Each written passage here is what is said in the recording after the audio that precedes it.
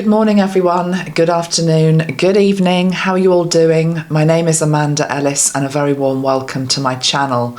We're going to cover a lot of subjects in this video, so hang on to your hats and maybe get out a notepad as well if you would like to.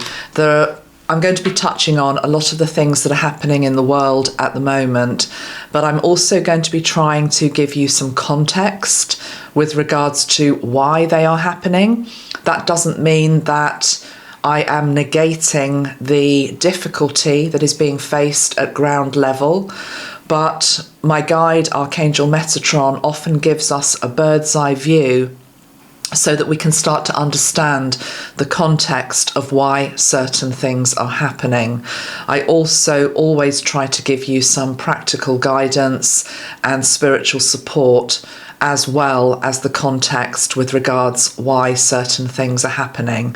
So we're going to be touching on, for example, I think I'm going to start with the Pope. I've got various things to say with regards to what I believe the new Pope will be like. I know the old one has not yet been announced past. Maybe he is still living, maybe not. I want to touch on what has been going on linking into Ukraine and war generally in our world. Borders, Doge, which I find really hard to say Doge because to me it just looks like Dodge. You know, it's just my British accent. I want to say Dodge, but Doge. Also got something to say with regards to King Charles and Australia, and also something to say about Canada and Trudeau, Greenland, a little bit about borders. So a lot going on. So settle down, let's just see what wants to come through. I have got some notes that I'm going to be referring to, but before we do anything, I'm afraid I have to start off with a bit of a boring housekeeping thing, just for a minute, to say that somebody is impersonating me on TikTok. I am not on TikTok as of March the 7th. I have no presence on TikTok, except somebody is stealing my videos from YouTube and putting them onto TikTok. There is an account called Amanda Ellis. It is not me. So if you're on that, I would really appreciate it if you could report them. I tried to report them, but because I haven't really got an account, it was quite difficult to do. So I'd appreciate your help in that. I also just wanted to say something on the back of the Gene Hackman video that I did, which was really a straight tarot reading, just having a look at the energy around his passing. I'm getting a lot of comments coming in, which are really concerning me, actually. And I did talk about this on Instagram and Facebook yesterday, because it's the first time since 2012, and I've been on YouTube since 2012, that I'm really noticing something. And that is that a lot of people are coming on and reporting about videos that they've watched, which they say are confirming what I'm saying in my reading. Well, all well and good. But the point is that the videos that they are referencing are AI generated, and I nearly fell for a couple of them as well. There are even videos out there that look as though they are reporting news from a sort of semi-official news channel, but when you actually watch closely, the dubbing's all out, the voices are all out. Basically it's been dubbed over, or they're stitching together lots of different footage from God knows where, not necessarily Jean's house, presenting it as a news report in terms of what the FBI have found. There has been no official announcement with regards to any findings around his house yet. We can speculate, but please be really wary, guys, with regards to some of these videos that you are watching. And the one that really raised my eyebrow was somebody was talking about a video on this subject, Gene Hackman, I went and had a look at it, and I sort of knew straight away it was fake. It had something like 500,000 views in 2 hours, not a single comment, and it was all stitched together pieces of film, and as I say, a dubbed over voice. So we've got to be really careful, and if you've been following me for some time, you will know that probably one of the words from last year that Archangel Metatron kept going on and on and on about was discernment. What he was trying to do was prepare us for these times that we're in now, where, take it away from the example I've given you with Gene Hackman, but just with regards to what's going on in the world, there are so many different theories out there. It's almost as though we can, if we're not careful, just come up with an answer to something based on our own prejudice. Now, we all have a degree of bias, myself included. I'm a human being, but I try very hard to keep it as neutral as I can, and just to deliver the nuggets and the downloads that I'm getting from Spirit. That's what I'm going to try and do in this video. Let's get on with it. But as I say, please beware of TikTok impersonators. I do not give readings at all, personal readings. So if anybody comes at you asking you for money for something that I'm offering, it ain't me. I will show you what I do on my official pages, which is here on YouTube, my official Facebook page and my official Instagram page, and obviously my website as well. Okay. By the way, the links to my official pages are always down below beneath all my videos. Right. Let's get to it, guys. 6 minutes in. Sorry, that was a long introduction. Let's get to the Pope. This is the first thing I want to talk about, the Pope. Now, I actually did a mini reading on the Pope a couple of days ago, but I used a different camera and the cards are all out of focus. And I thought, I'm not putting that up because people just, rightfully say we can't read the cards. So I'm going to tell you what came out. It was really interesting. Now, I'm recording this on March the 7th. As I say, there's been no announcement that he has passed. He's supposedly still alive. I'm saying supposedly because in this realm of smoke and mirrors, I'm not actually sure. Shall I just pull a card on it? I mean, it sounds a bit of a weird thing to do. I'm just going to pull a card with regards to, is the current Pope still alive? And we've got the 5 of Pentacles that came out straight away, which is emotional withdrawal. I mean, that might just be saying that, I'm not meaning to be disrespectful here, but he is on his way out. He clearly is going to pass. But we've got the 5 of Pentacles. In a traditional tarot deck, of course, the 5 of Pentacles shows a person who is shut out from a lit up building. We could interpret that as being the Vatican itself, and that he is now outside of that. I mean, he's obviously in it, but I'm just talking about he has effectively left the building, his soul. But I don't know whether he's still alive or not. I don't believe he's got much time. And I wasn't going to read on this. It's just that it came up spontaneously, so this is what I got. I was using the Wild Unknown Archetypes deck by Kim Kranz. I got these 3 cards to start with. The first card is the card of the Pilgrim. The second card is the card of the Lover. And the third card is the One. Okay, so we've got the Pilgrim, the Lover, and the One. The Lover might mean something different in this deck, probably does, but my interpretation of it in the reading was I was reminded of the Lover's card in the traditional tarot, which is the card of choices. So it felt as though there was a choice coming in with regards to who was going to be the one. And if you are a Catholic, of course you believe that the Pope is appointed and anointed and chosen and is the one. And many pilgrims come, of course, to the Vatican to hear what the Pope has to say. And I'm sure many are waiting outside at the moment for news of his health. Also on this card, if I actually put it up, can you actually see there are two hands there and what looks like, or I interpret it to be, a rosary. It felt like it's two hands in prayer and a rosary.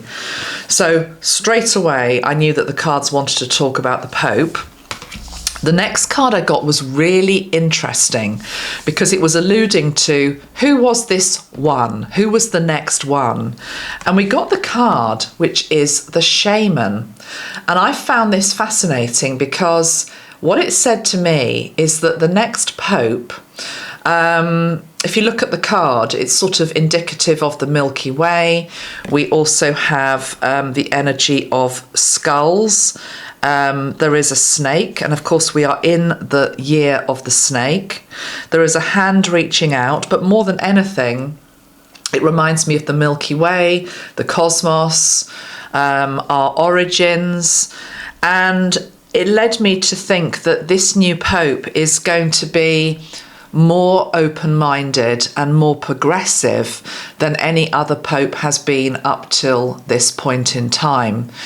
Indeed, and I mean timelines might shift, but what I'm tuning into now is that the timeline we're on is that the Pope that will be chosen will be more progressive than the ones who choose him think he's going to be. So they know he's going to be quite progressive, but when he actually gets in, he's going to be much more progressive, and he's really going to shake things up.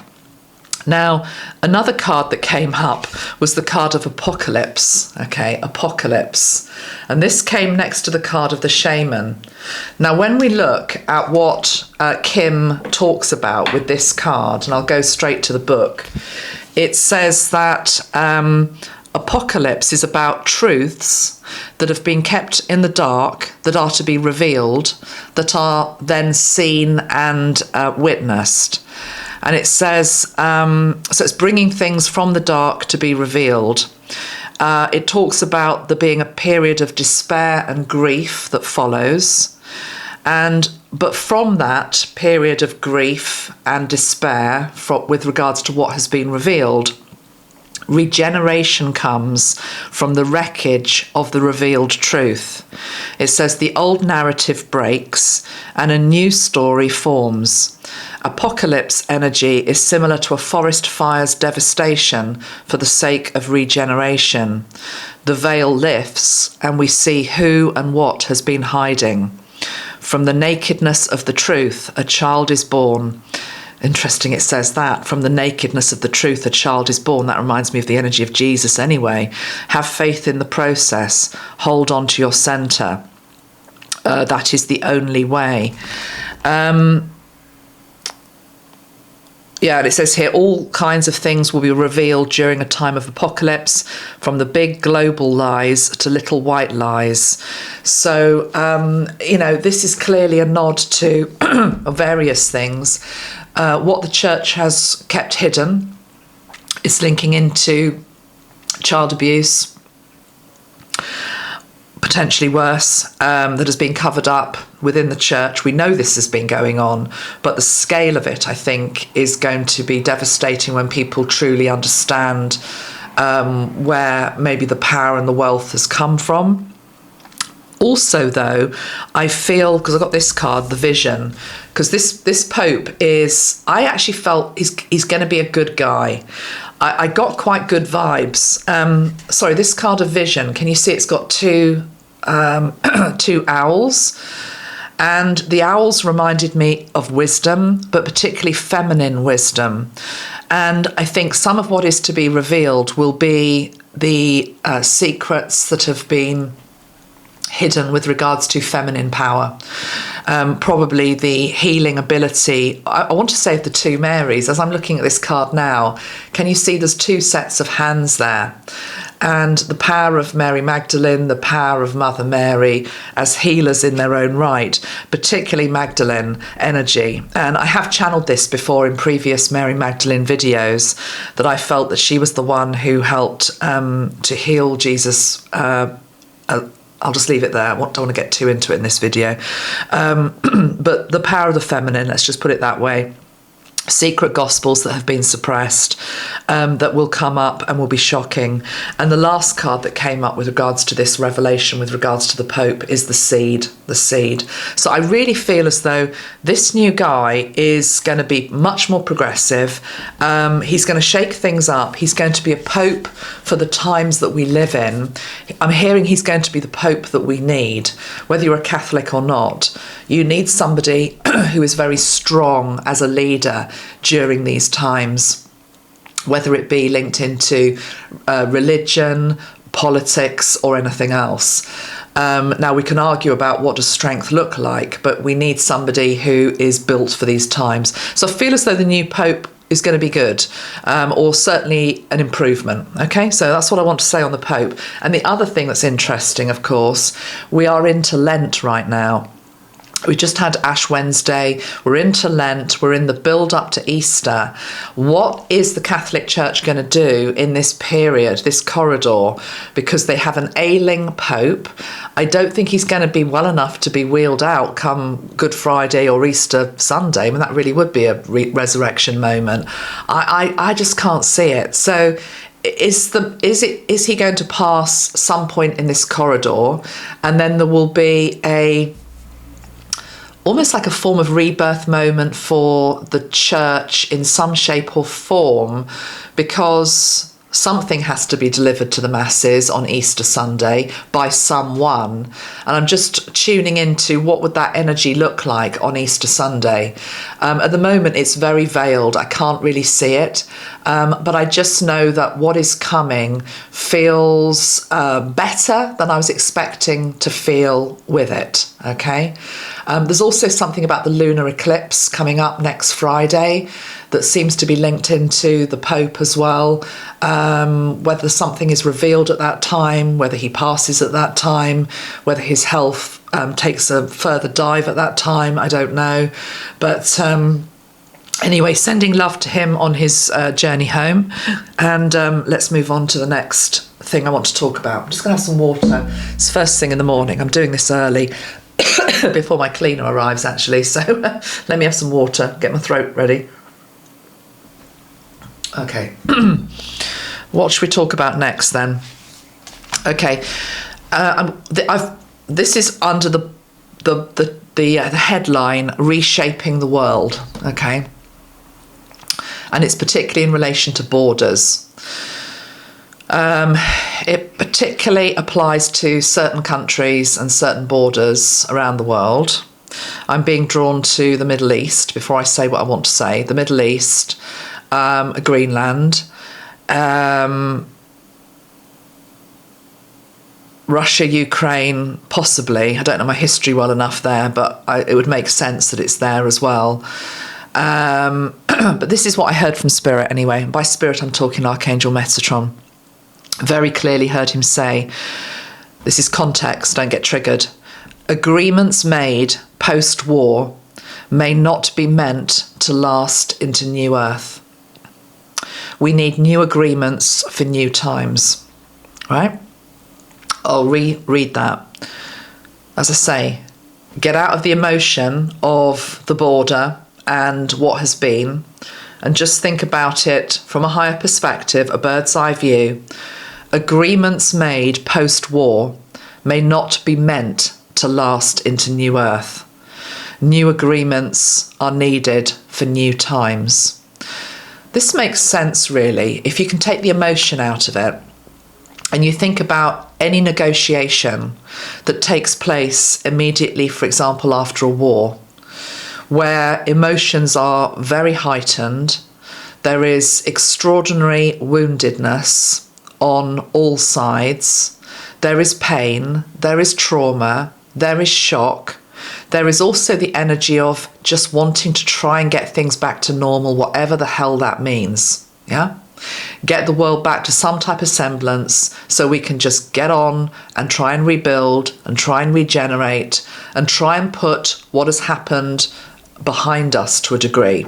Not forget, but behind us.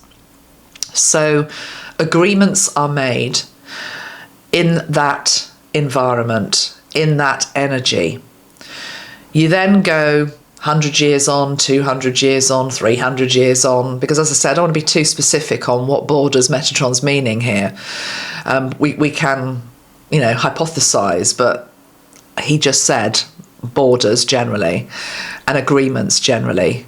But if we go into the future and the world is changing, the energy is changing, the consciousness is changing, the frequency is changing, the people are changing, the world's needs are changing, does it not make sense that maybe an agreement made many moons ago might need to come up for at least review or reflection? And that's a lot of what's going on at the moment. That's the context of it anyway. That doesn't mean that the people that might be reviewing and reflecting and looking at changing borders are going in with the necessary skills, but that is what is happening. So I'm just going to leave it at that. This is what Metatron said. Agreements made post-war may not be meant to last into New Earth. New agreements are going to be needed for new times. And I think the most spiritual response to that would be to actually sink into humbleness and to say to Metatron, to say to your guides, to say to your higher self, please show us how that can be done. Please lead us. Please help us. Extend the hand. Let me take your hand. Because none of us know ultimately exactly what New Earth is going to look like. Borders are one thing that are likely to change over generations, and agreements that go into that process need to be being made from the highest perspective possible.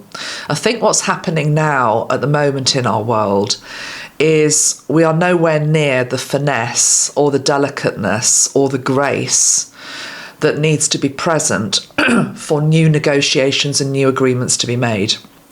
What's happening right now is it's almost as though when I say a bomb is dropped, I don't mean that literally. It's just literally like the mill pool, the pond upon which we have all been playing, which is our world, with our the borders and the agreements is there, and even though it's chaotic, it's sort of smoothed over on the surface, and then this energy comes in like a bomb, which basically just ruffles everybody's feathers, gets everybody's back up, and but gets everybody talking and actually maybe examining, well, actually, is this the right way forward? Or why are things the way they are? I mean, taking it away from borders as well, I also am feeling that this is true of tariffs. And I know this is a huge issue. I'd like us to try, if we can, remember this is a spiritual channel, to take away the emotional charge from this subject just for a moment so you can hear what I'm trying to actually say and convey. But with regards to tariffs and an energy coming in, which is just like, I'm going to shake it all up, the question that I'm hearing Spirit asking is this period of review and reflection, which should be collective in nature, we should all be partaking of it. The first step should be examining what has existed in the past, because a lot of people are just reacting to events that are happening quickly, daily, triggering us, getting us riled up. But it's almost as though, what is the benchmark from where we're coming from? And unless a lot of people are into economics, for example, and really study the money markets, economics, trade tariffs, international treaties, most of us, myself included, could not, in all honesty, say, well, the existing tariff at the moment is this for that good, it's that for that good, etc. So this is an opportunity for us to educate ourselves with regards to, okay, change wants to come in, but where are we at right now? Okay, where are we at right now? Does it seem fair? Or does it feel as though something might need changing, even if the agent of change coming in isn't perfect, okay? I do think with Trump generally, what I'm being shown, and you know, we all know he ultimately is a businessman. He's a businessman. He's somebody who has been in business his whole life. So he comes in like the businessman who is trying to just get the deal done. And he's a tough talker. But I feel as though a lot of what he's saying is, to a degree, bluff. It's almost like I'm being shown a chess game, and it's like he'll move the chess piece to a position which is potentially threatening, absolutely triggering, if you're in Canada, for example, or Mexico at the moment. But then there's this, it's almost like he's got his hand on the chess piece that he's playing the whole time. And it's almost as though it doesn't actually stick on any particular square. So it's almost like a game of bluff and counter bluff. And we've seen that already in some of the negotiations. It's sort of like with Mexico, I'm going to tax you, I'm going to put it up for 25%. And then, oh no, I'm not, I'm going to give you a month's reprieve. It's very much that. So you, as an individual, the best thing that you can do is, I've talked about staying out of the drama. And what I'm meaning by that is not that you don't take interest in what's happening in your country and the world, but try to remember that this is a chess game. So if you're going to get exhausted emotionally and physically, and your nervous system completely spent by every single movement of the chessboard before the game is actually finished, you're not going to last the game, basically. So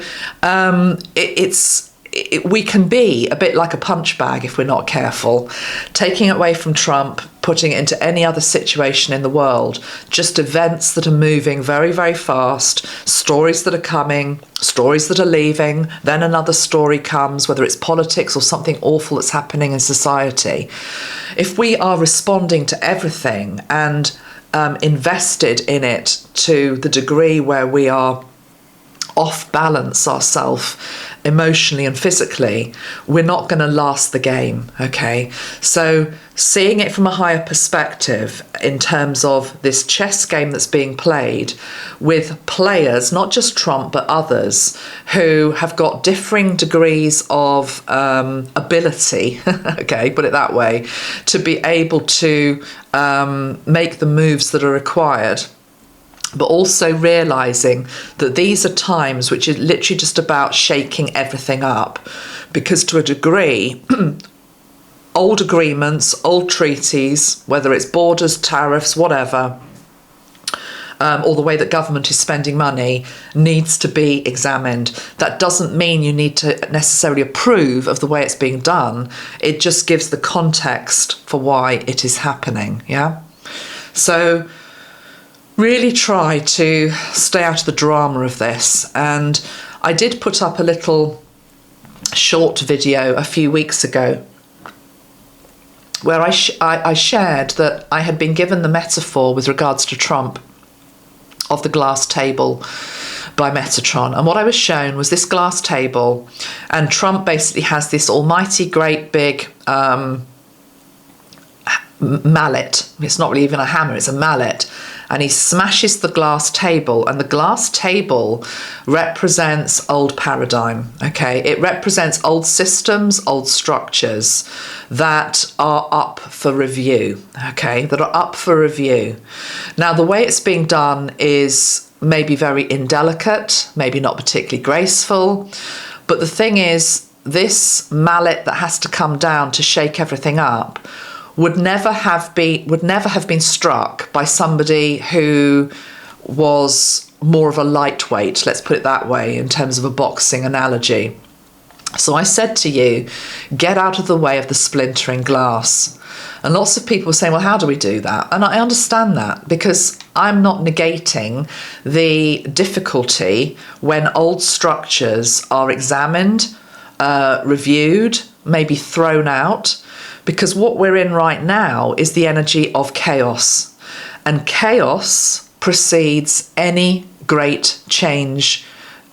I mean, just think of your own life. Think of your own life. It might be an example of, I don't know, your husband leaves you, your wife walks out, you're completely devastated, you lose your home, you lose your sense of worth, you sink into deep depression, etc. You know, your life just goes to pieces. You know, you feel as though your life is over. But then check back in a year's time, 2 years' time, hopefully sooner. But often people will say, do you know what? That was actually the best thing that happened to me. Because if that hadn't happened, I would have just carried on in a stale relationship, getting actually more depressed or whatever, you know? Or being betrayed and not realising I was being betrayed. The lies come out, the glass is shattered, the reality is shattered. But after that, I pick up the pieces, I discover my strength, and I move on and I create a better life. And that's very much where we are right now. But it doesn't mean that the splintering glass doesn't hurt, yeah?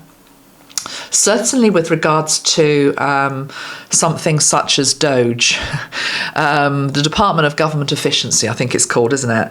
I'm sure they're going to be sometimes throwing out things that shouldn't be being thrown out, probably then put back in. But equally, well, it's interesting. Let me go back a step, because some of you might not have watched the video I did on the Germany elections.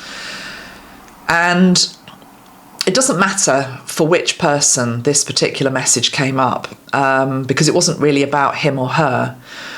I tuned into the Crystal Skull, actually, and the words I heard were laissez-faire. And I thought, laissez-faire, that rings a bell. You know, the old brain cells started to whir into action, because I did actually do, believe it or not, a year of economics at university. Hated every bloody minute of it, because it was double Dutch to me. But I do remember them talking about laissez-faire. It wasn't a term that I'd heard for decades. And I don't think many people would talk about laissez-faire. Anyway, I looked up, what does laissez-faire mean? Laissez-faire effectively it means less government interference, basically. That's it in a nutshell. You know, it's about government interfering less in our lives. And I felt as though the Crystal Skull was just showing that this may very well be the direction that actually we need to be going in. It doesn't necessarily mean it is the direction we're going in. I mean, God, in the UK, certainly not. But I'm just going to put it out there, because I feel as though it's linked into this Doge purge, which is that, do we need a department for this, actually? Do we need a department for that? Now, I know some of you, actually, I've heard from a couple of you that follow me, you've lost your jobs. And I'm really sorry to hear that. And I send my sincere love and support to you. But again, what I'm getting from spirit, go back to the analogy of the broken marriage, or, you know, the world falling apart, the chaos that comes, that sometimes is needed for change to be brought into our lives.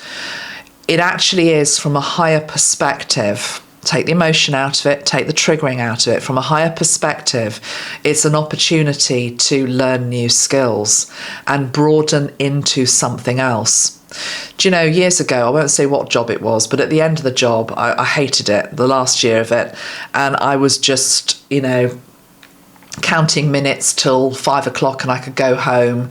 I wasn't growing, I wasn't evolving, I wasn't particularly invested in what I was doing, I didn't believe in it, I wasn't getting any job satisfaction from it. I was just coasting, but actually inside probably slowly dying. And then something happens and you get a jolt and you're out, and or you have to redefine yourself. And you do, and you will. So try to see it as an opportunity to learn to fly, is what I'm hearing. That you've got wings on your back, that you can and you will find something new. Now, the difficulty at the moment is the world is shifting so fast and industry is changing so fast that we're trying to cling on to the old rafts, is what Metatron is saying. We're trying to cling on to the old rafts. I'll give you an example. I won't say who it is, but it's somebody I do know personally, and they, in the UK, and because obviously we're affected by, you know, economy and economic downturn and things, and they're now struggling with their job, which they've been doing for a few decades. And this person said to me, they've always said to me, well, if it all goes belly up, it's no problem. I'll just go and work in a supermarket. Not that there's anything wrong in working in a supermarket. We need people to work in supermarkets. But, they just said, I'll do that. I don't care what I do. I'll just go and do that. And then they said to me the other day, said, you know what? So, this particular super said, they're not hiring. Because of all the, self-automatic tills. There aren't as many workers in the supermarkets. He said, I'm scratching my head now, wondering what to do. He said, I think I might be a postman. The point is that he was churning over all of these ideas in terms of, okay, well, so this job's gone. I always had at the back of my mind I could do this. Actually, now that might not be secure. What else could I do? And actually, if you think about it from a child's perspective, if we can link into our childlike energy, what could I do? The child within is actually quite excited in terms of, a bit of fear as well, because fear and excitement are two sides of the same axes. But it's like, what could I do? I've often said to my two girls, for me, self-employment, I've been self-employed for many years now, and I probably wouldn't go back to employed work. If I had to, though, I would. If this all dried up tomorrow, I'd go and do something else. That's the spirit of it, rather than sinking into like a victim energy, which is absolutely the worst thing that you can do. Okay, it's the worst thing that you can do. That this has been done to me. Woe is me. I want my job back. No, it's like we are all walking on shifting sands. These are times where we are all walking on shifting sands, and so we need to learn how to surf them. Okay, so sending love and support out to anybody that is affected, but I definitely feel as though this is an opportunity for growth and acquiring new skills also. Okay, right. What else do I want to say in this video? Let's touch on the energy of war. I might pull a few cards on this. This isn't a particularly great thing I'm about to say, but I always will give it to you straight. You can trust me that I'm not ever going to paper over things and just pretend that everything is rosy in the garden when it's not. These are very difficult days in our world, and any spiritual teacher out there that's not at least acknowledging that things are difficult at the moment, I wouldn't touch them with a barge pole, basically. That's not to say there isn't a nice place also for, lovely meditations and all the rest of it to balance out this challenging energy. It's very important you do that as well and look after yourself. But let's be real in terms of what's going on in the world right now. So the energy of war. What I was shown by Metatron is, I can't remember what it's called, but there is a certain law, it's like a nature's law, which is that life, consciousness will always have a way of balancing out its numbers, linked into maybe how many people actually this planet can cope with at any one point in time. Because we're not the biggest planet in the universe. We're certainly maybe, I've never asked, but we feel like we're probably one of the more populated. I'm hearing we are. So maybe the planet can only ever cope with a certain number of people. So there is that nature's law, which is either through famine, war, natural disaster, I can't remember what the others are, plague, something will always come in to keep the numbers down. I know that sounds awful, but there is a law. Tell me what it is in the comments below. So what I'm being shown is if, and hopefully if, the war, for example, starts to recede between Ukraine and Russia, and I'm saying if, it's almost as though, a bit like a disease, another one will pop up somewhere else in the world. So the analogy is, if they suddenly found a cure for cancer tomorrow, and I know many people think they already have, and it's been suppressed, but anyway, let's just use the analogy. If a cure for any of the major things came out tomorrow, and that was it, you get a diagnosis, never will it kill you, or I know lots of people can survive cancer, of course, but some don't survive it. There's always one big disease, is what I'm really saying, in our world, whether it's cancer or whatever it is. Through all the ages of man, there's always been one disease. once that is cured, there will always be another one that pops up, because it just seems to be nature's way. And I'm not talking about something that's manufactured. Anyway, let's not get into that, okay? This is the same analogy I'm getting with war. So if war were to cease, at the moment, I'm sorry to say this, I'm so sorry to say this, but it's what I'm getting, being truthful. If it was to calm down between Ukraine and Russia, I feel as though the next one that would pop up would be China, Taiwan. Now, as light workers, our job is to try to diffuse this energy of war generally across our planet. Actually, one thought I did have today, I'm just going to share this with you. This wasn't something that came from Metatron. This was just my own thinking about what he'd said about, unfortunately, where we're at the moment, the history of the planet is when one war stops, another one pops up somewhere. Because we haven't healed the wounding of what causes war. That's not Metatron saying there always has to be war on this planet.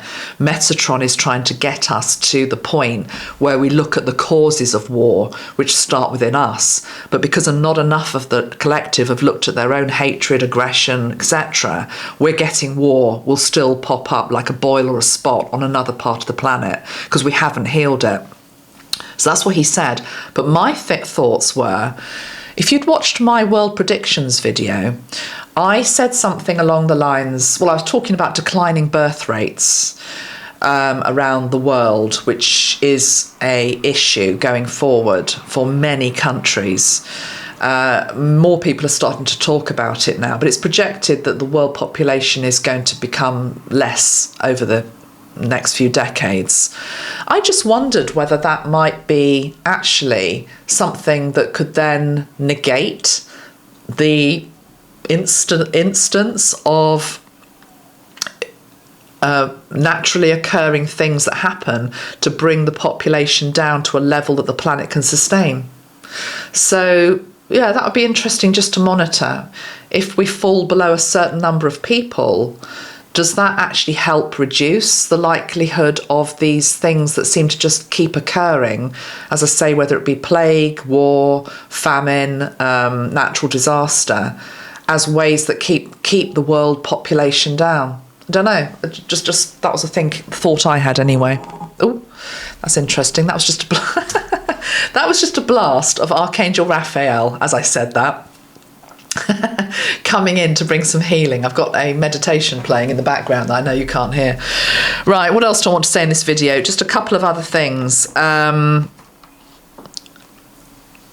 Leaders, war leaders, or just our leaders around the world being given the opportunity to look like the big hero. I'm seeing it particularly with our Prime Minister in the UK, Keir Starmer, probably one of the most unpopular Prime Ministers we've had for many years, and that's saying something.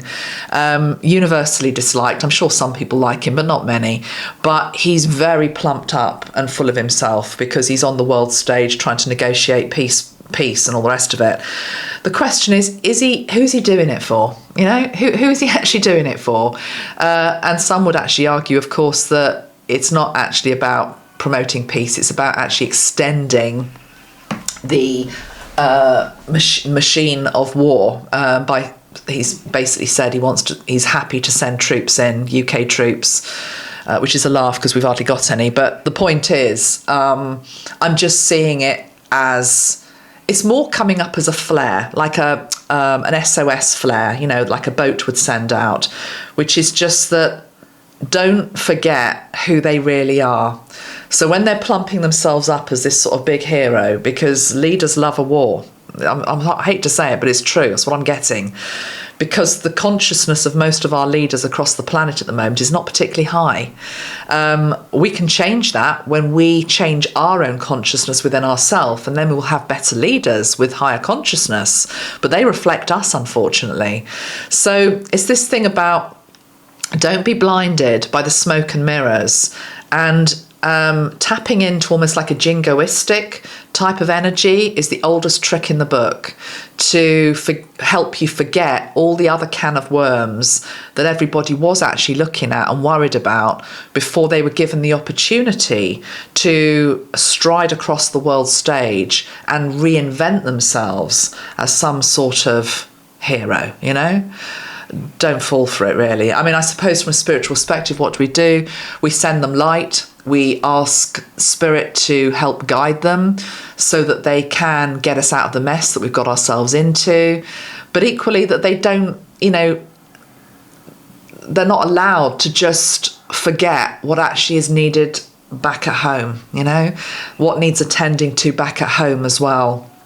It's very easy to strut round the world stage whilst ignoring the very real problems in your own backyard. There needs to be a balance to both of those. So we need to send light to our world leaders, but I also, for me, my eye is on the horizon in terms of the type of leader that I want to see come in for our world, which has more of an energy of unity and love and compassion and grace. And they will only come closer towards us if we embody those qualities within ourselves more, and more of us do, until we get to a tipping point and 100 monkey type syndrome. Yeah.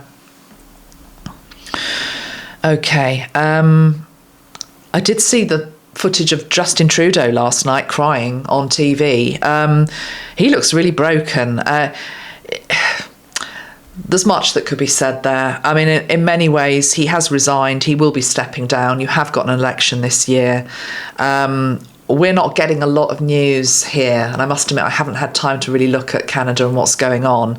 But I'm just saying on what I've picked up, little bits I'm picking up. I'm seeing Trudeau crying. I haven't seen much of Pierre saying much. My impression is he keeping quiet at the moment?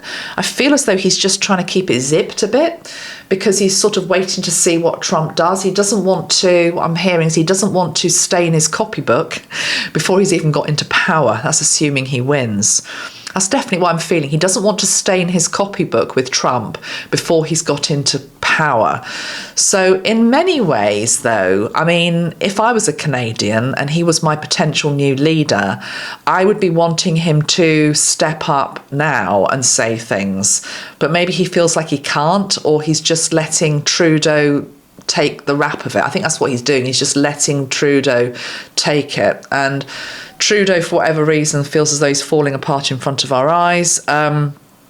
There's much I could say. I don't particularly like the guy, I have to be honest. That's from a human 3D perspective. But from a 5D, more spiritual perspective, I feel as though we should send love to him. We should send compassion to him. We should try to wish him well. If there's things he's done that you don't agree with, or things you feel that he's due to have justice on, we ask for justice to be done. But ultimately, are any of us really responsible for anybody else's karma? And the truth is, no, we're not. We've probably got enough of our own to be working on. Because actually, that's why we all came back, because we've all got a degree of accumulated karma from previous lifetimes, or we wouldn't be having maybe some of the difficulties we've currently got in existing relationships, where you know damn well, you've met them before in a previous life and you're still, banging your heads together. We've got enough of our own stuff to be getting on with. So I don't think it helps to be sending spite to any of the leaders, whatever we feel about them. We do need to try to sink into compassion with all of them. I really, truly believe that. And yes, I will say the same with regards to our Prime Minister here, Keir Starmer. I don't particularly like the way he looks like he's trying to reinvent himself on the world stage, but I sort of understand why he's trying to do it. But in terms of if he is going to be the leader for the next 4 years in my country, it's not going to be helpful to me to send poisoned darts into his back. It's going to be more helpful that he can have loving energy directed into his heart so that he can awaken and evolve more. Because that's what I truly believe is possible for anybody on this planet. Because when we talk about awakening and ascension, it can become quite egocentric, which is just about us. But the whole planet is awakening and ascending, and everybody is actually fulfilling the role that they came to fulfill. So even our leaders, and if they're not capable of leading, or they're not meant to leave, I guess it's okay to sort of ask that they are allowed to exit the world stage, step down, for somebody better to step in. But can you see these words and that energy is much more loving than just like, oh, God, what we could potentially do. We've all got that within ourselves. So, going back a step, do I want to pull a card on Trudeau? I will just pull a card on Trudeau. I'll just pull one card. I wanted to say something else about China, Taiwan, Australia as well. Okay, let's just pull one card for... sorry, some of these cards are not the right way up, so I'm just going to put them all the right way, because otherwise it's distracting me as I'm trying to pull them. What deck is this that I'm using? The Magical Nordic Tarot. Interesting, a little bit of a nod to our Scandinavian friends. Okay, one card for Justin Trudeau at this time.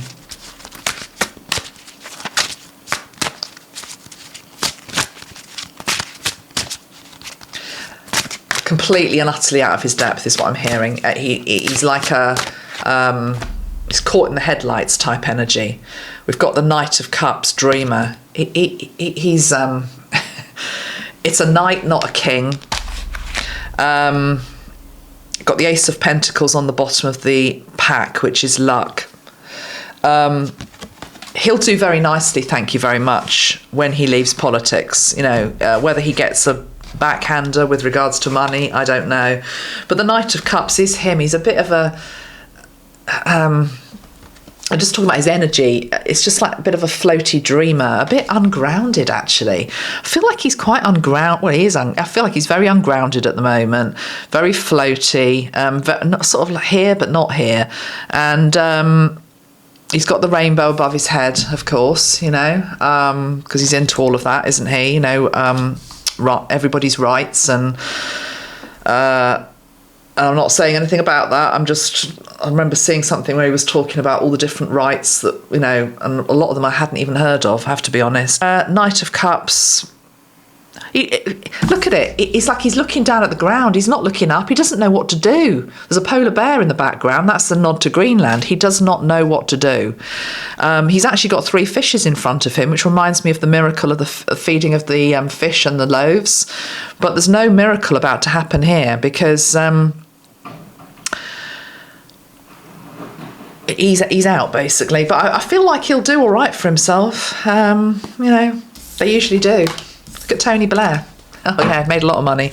Right, what did I want to say? Yeah, I wanted to end with a few things here. I was going to pull a few cards on China, Taiwan. I believe there's been warships also circling. I don't want to use that deck, actually. Let's use this deck. There's been warships circling around Australia, Chinese warships. Right, that card just flipped out of the deck. As I said that, we've got the Jester of Tides. That would be like the Prince of Cups. It's interesting because I think that's pretty much the same. It's the same card as we just had for Justin.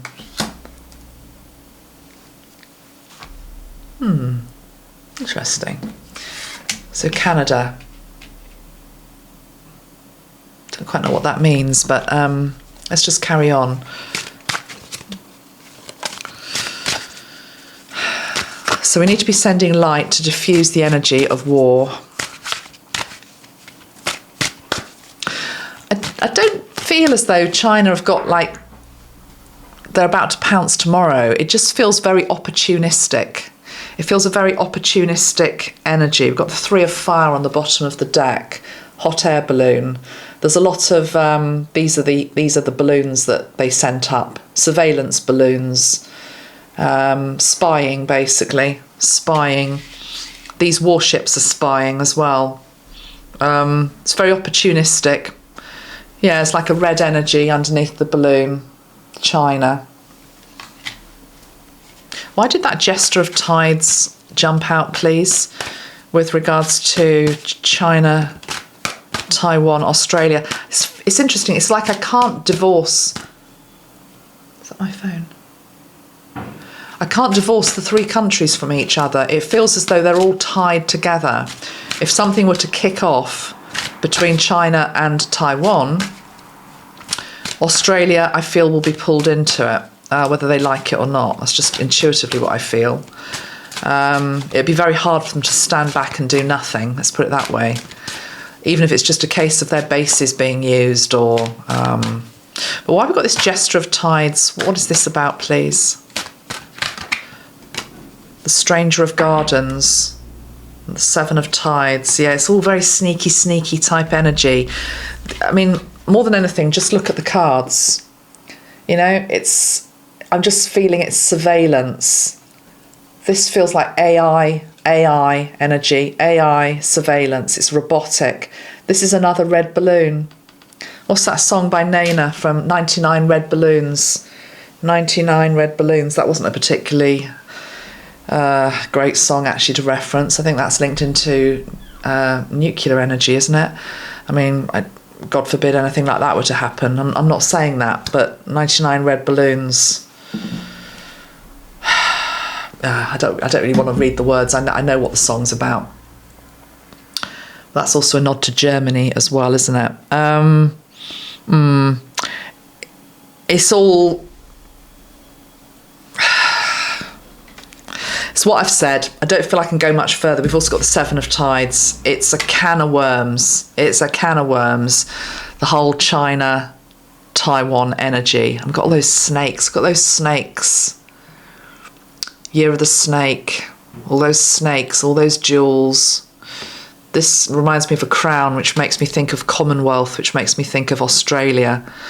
Yeah, I don't like this energy. More than anything, it's confirming what I was feeling, which is just like, put it this way, someone's stirring the cauldron, you know. Would quite like it to kick off in that part of the world. So what we need to do is take the spoon out of their hand.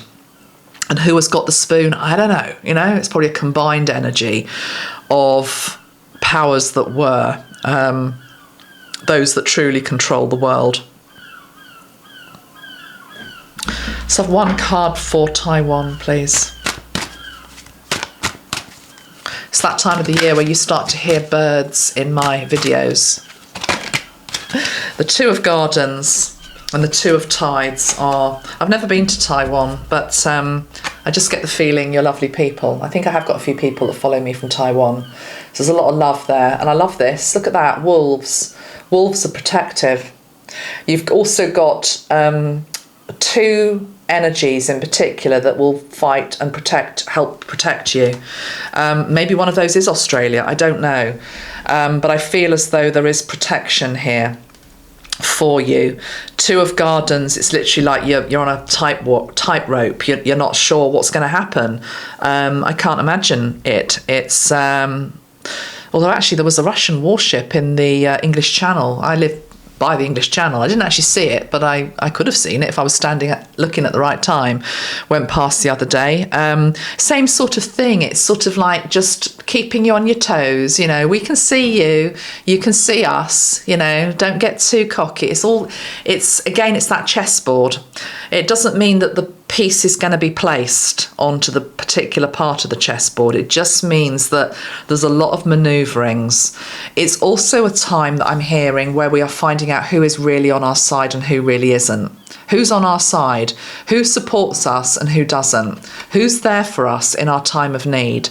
And that's true of every country around the world, okay? Who are our allies? Who are our friends? Who would protect us? And I definitely feel as though Taiwan has got some powerful energies that would help them and support them. So if you're in Taiwan, just courage, my friends, okay? It doesn't have to come to pass. If it were to come to pass, we would be there for you and we would help you, is sort of the energy I'm picking up here, okay? Let's pull a card for China, okay? Sorry, that's just the card which says what the suits are, in case you think, why is she taking a card out? One card for China.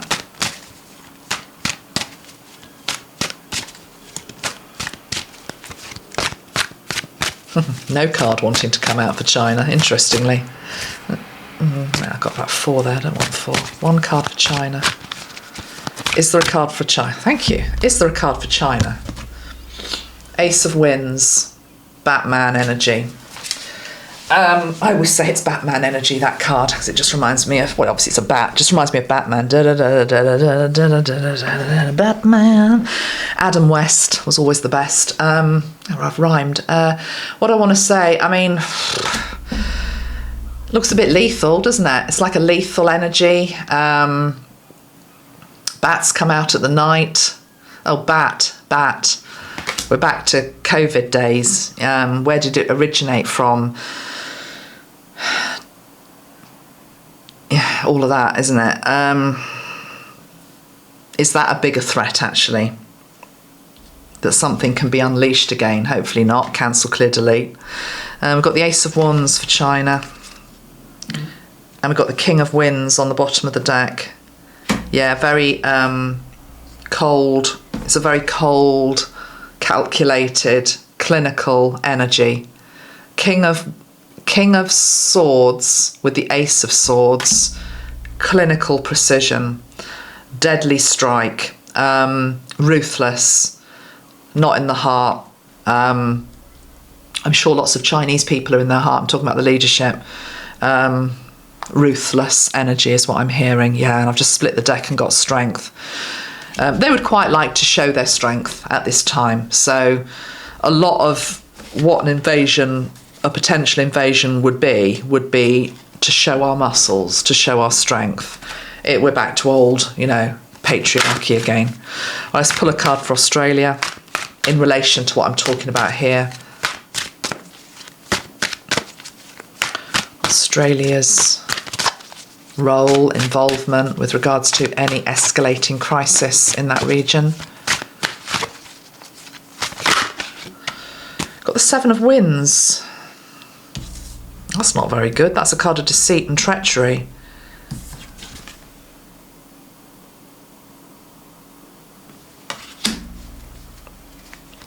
What do you mean by that, please? Why have we got the Seven of Winds for Australia? I don't like that card, because that to me is saying that, and again, it's not the Australian people, would the leadership look away? Look at that, he's looking away. He's looking away from, he's just looking away.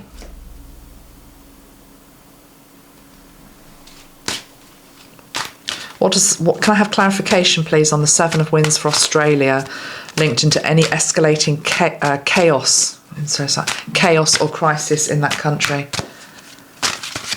Clarification card, please. Six of Winds. Oh, God. And then we've got the Devil energy.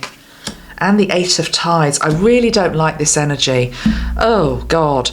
This is confirming what I just said. I can't believe this would be true. This must be a timeline that is, I was going to say wrong, but maybe it's just one that we can leap off quickly. If there was a problem, would Australia look away? Because we've got the energy of the Six of Swords, which is almost like moving away. He's looking away. This card is about moving away from it. Don't want to know about it. Then we've got the Devil energy, but the one I particularly dislike is this card, the Eight of Tides. Look at that. That is somebody that is surveying something that's happening over there, but they're not getting involved with it. Well, I'm sorry, but if it's on your doorstep, you might have to. It doesn't mean putting troops on the ground. It just means getting involved in some shape or form. I can't believe these cards. But then we've got the Devil energy. So is it that leadership, their hands would be tied? That they wouldn't be able... Oh, okay, it is that. It is that. Their hands would be tied to a degree because they wouldn't want to take on China because they are reliant on China, Chinese technologies, Chinese trade, China being a bigger trading partner than America, that type of thing. I feel it's that.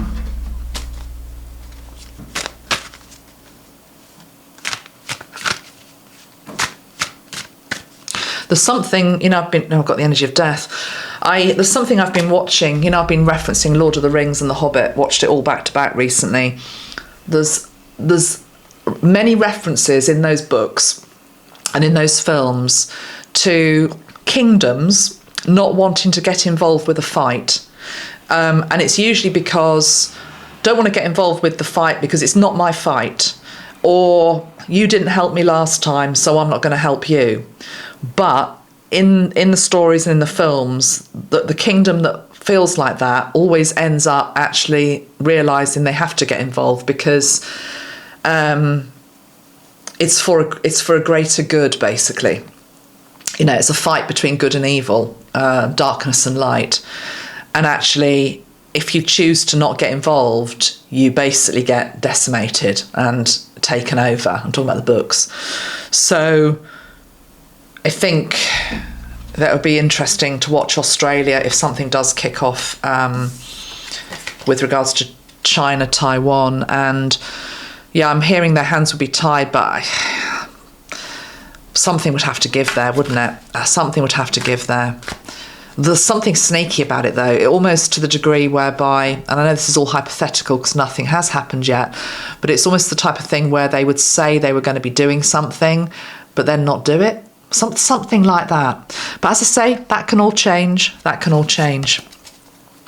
Right. Anything else to say in this video? Let me just see. I think I'm pretty much there. I'm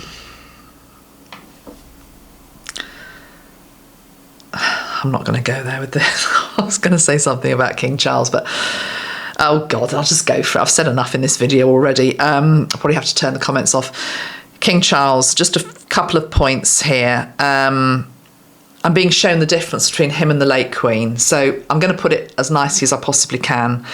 Charles at the moment is being played a bit like a pawn in a game and allowing himself to be so. But equally, he's also behaving in a way that is true to his character, which isn't necessarily negative. So I'll give you an example.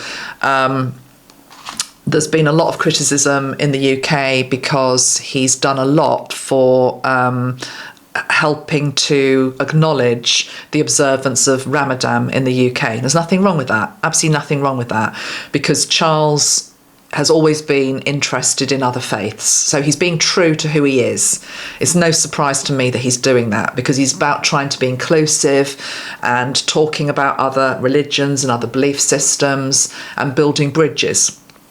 Where he's going wrong is, for example, Ash Wednesday. I think I'm correct in saying this. Ash Wednesday, the late Queen would always give out the coins. And I can't remember what the coins represented. Maybe you could tell me in the comments below. But I think it was an act of charity or something, or acknowledgement of service done. But the Queen was always big on observing Ash Wednesday. It was always shown in the papers. There's been absolutely nothing from Charles with regards to the start of Lent or Ash Wednesday. I'm sure we'll see him at church on Easter Sunday. But I just think in a world that's very sensitive at the moment, and feeling alienated. There's a lot of alienation in the UK.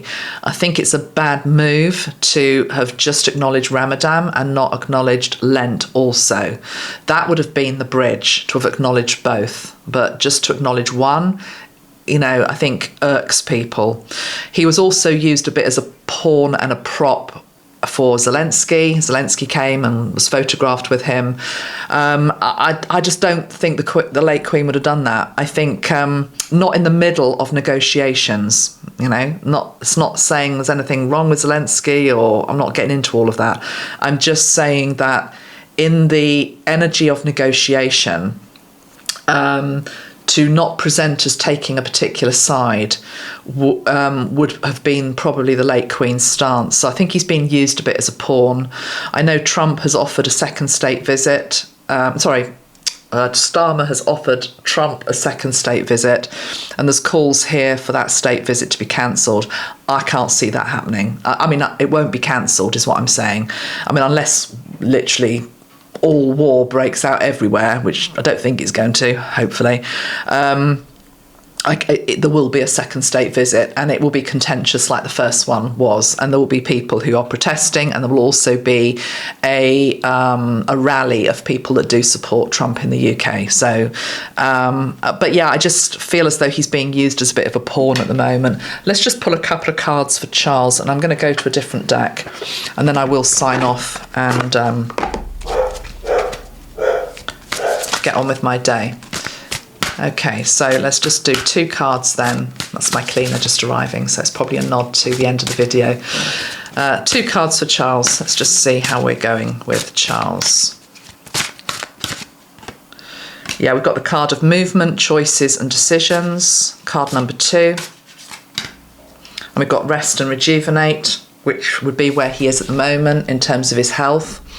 Needs to be concentrating on his health still. Don't think he looked particularly well the other day when I was watching him on the TV. But this is really what I was saying also. This card 2, this could be indicative of all the different faiths, or it could be indicative of all the different parties, all the different leaders. But he needs to be showing that he's there for all people, not just one particular branch. He may very well be behind the scenes. I'm sure he probably is. But to not show it in a world which is all about show me the proof, show me what's on TV, or let me see it in the paper, it's quite dangerous just to be aligning yourself with one particular faith or one particular side in a potential war type situation. So I feel as though this is him, this is the guidance, which is saying go and sit with the trees. And I'm not being facetious or condescending when I say that, because he's always believed in the power of tree medicine, and talking to the trees and being in nature. And I feel as though, that will help him. We've also got the card of love begins, card number 1. So for him to be able to lead our country and Commonwealth in the best way that he can, it would be much better for him just to spend some time regenerating his spirit in nature. And he obviously has to get involved to a degree, but to show true inclusivity to all. So that's the final message, I think, of today. So I'm going to leave it there, and then I'll come back and we're going to do a video next week for the lunar eclipse, which is next March the 14th, next week, and bring through some messages for that in a couple of days' time. All right then, everybody, lots of love. Bye-bye for now. Bye.